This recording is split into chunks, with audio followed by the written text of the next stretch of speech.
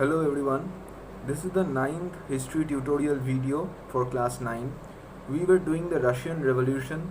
Today we are going to look into the background which was in Russia during the early part of the 20th century. Now in 1914, Tsar Nicholas II ruled Russia and its empire.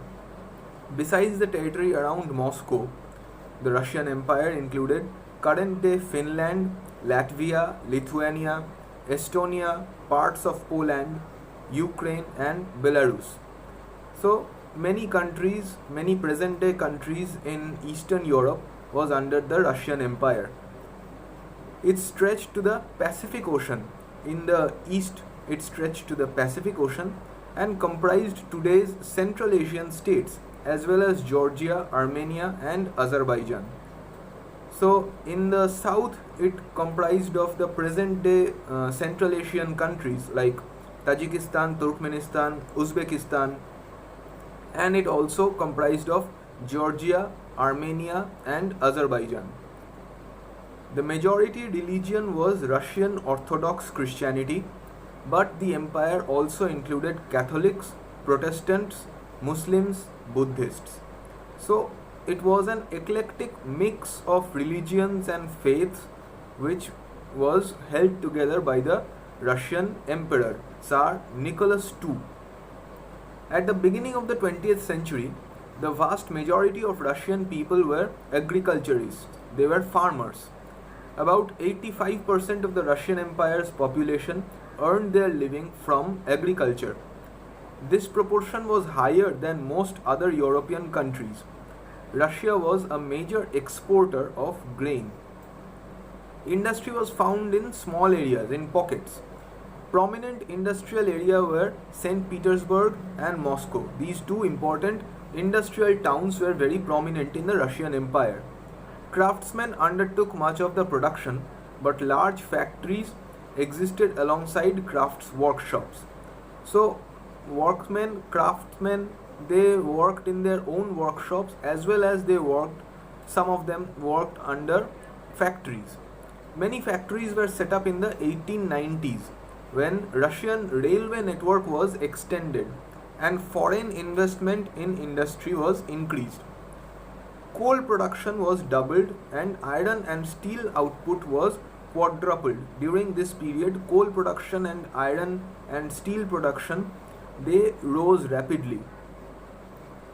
Most industry was the private property of industrialists.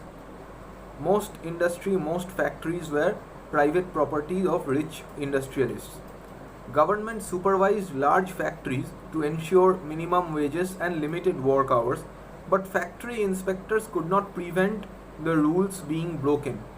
In craft units and small workshops, the working day was sometimes 15 hours compared with the 10 or 12 hours in factories. So the government had its rule that 10 or 12 hours was the working hour and a limited minimum wage was given. But not always this rule was followed by the craftsmen or the workshops or the factories.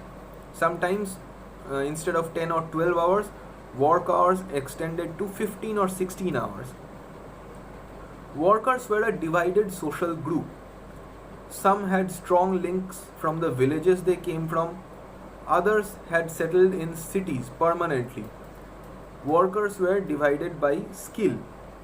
Women made up 31% of the factory labor force by 1914, but they were paid less than men. So workers were very much divided in their own ways. Some who came from the villages, they had strong links with their villages. Others had settled in cities permanently. They had left their village homes and they had settled in the cities. Workers were divided by skill. The metal workers considered themselves the king among the workers because metal works needed much more precision than other labor, other works.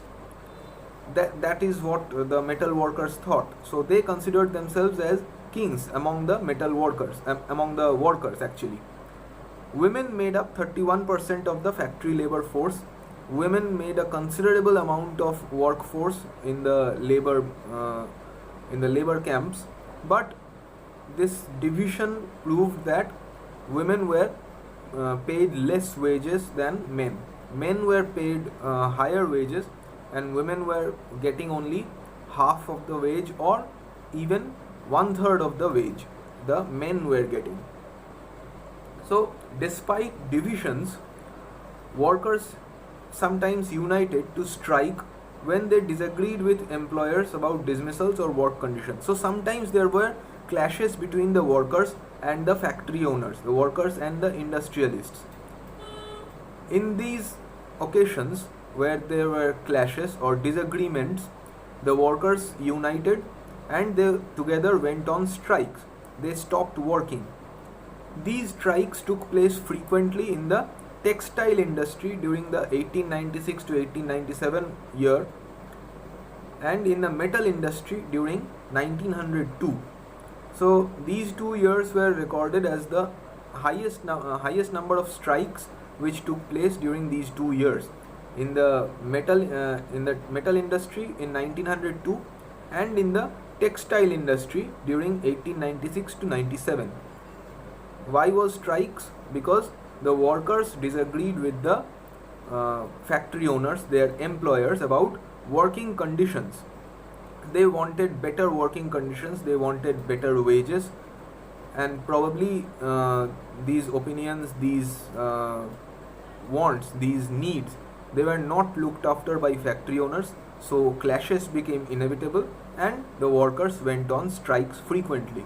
So from here we know that strikes were a common thing back then. Now, along with the workers, peasants also were divided. The farmers also were very much divided among themselves.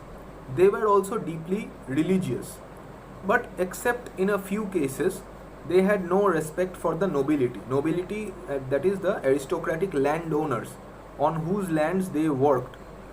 So they had no respect for the landowners. Nobles got their power and position through the services of the Tsar, not through local support. So the nobles who owned the land, the nobles for whom the farmers worked, the nobles did not have any local support among the farmers. All they got was support from the Tsar.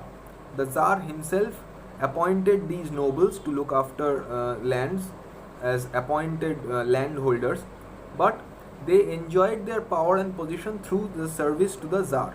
The Tsar was to be kept happy by their services, so the Tsar would look after them, but they were not entitled to look after the farmers, so they did not enjoy any local support. Okay, this was the background of the revolution, the Russian Revolution. This was the condition of the Russian society during 1905 and 1914, these years, right before the First World War, actually, 1914. So we will continue with this chapter with the next video. We will see how the First World War impacted Russian society. Till then, bye.